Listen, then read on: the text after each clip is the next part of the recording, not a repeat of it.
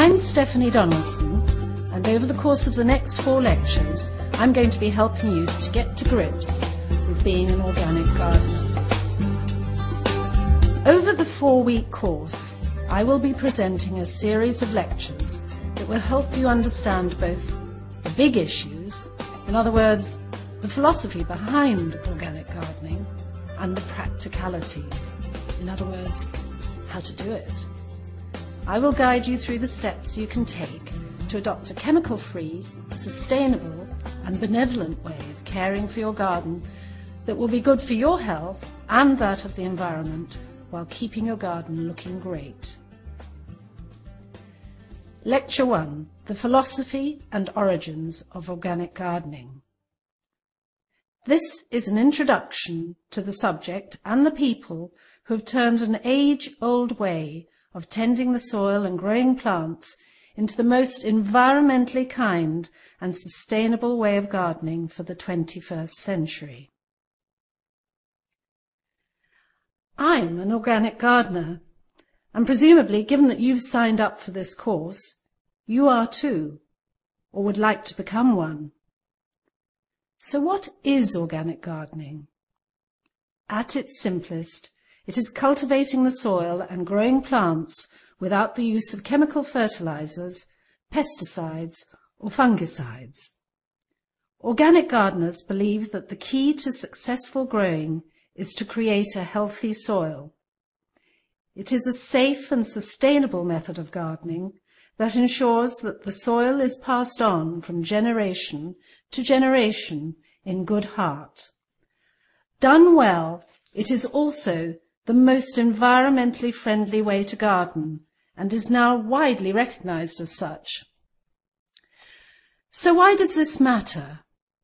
It is easy to dismiss your own small patch of soil as unimportant in the greater scale of things, but this just isn't true. An organic garden is a place where a natural balance can establish itself for the benefit of all its inhabitants. From the beneficial soil bacteria that break down the contents of your compost heap and release fertility, through the myriad of insects, the birds, small animals and amphibians, each has a role to play. Organic gardening is not just about growing your own fruit, flowers and vegetables without recourse to artificial fertilizers or pesticides. It's about promoting biodiversity and helping maintain the chain of innumerable life forms in the process. It is extraordinarily complex and interconnected.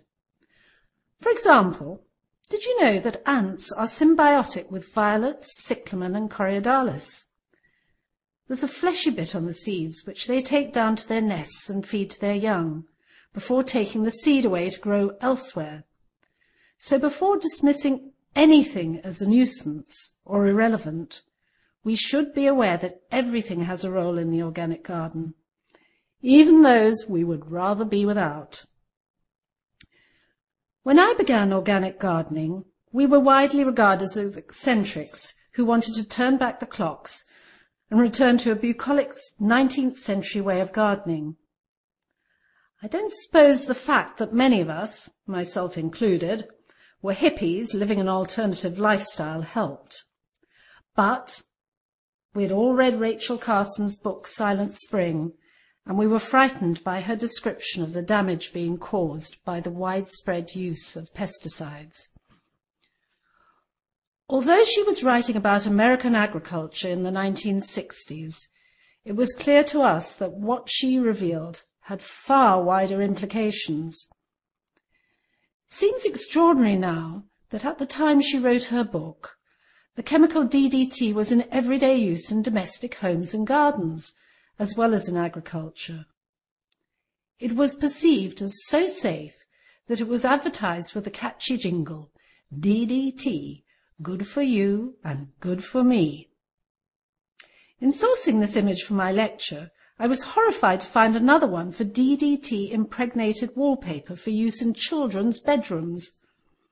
It seems unimaginable now, but it was back in the days when science thought it had simple solutions to every problem, and the phrase side effects had yet to be coined. But in Silent Spring, Rachel Carson uncovered the unforeseen harm these pesticides were having on the environment, particularly on birds. DDT was causing thinning of eggshells, and this was causing reproductive problems and death. Evidence of the damaging effect of this and other chemicals was growing, but the manufacturers had much to lose by going public.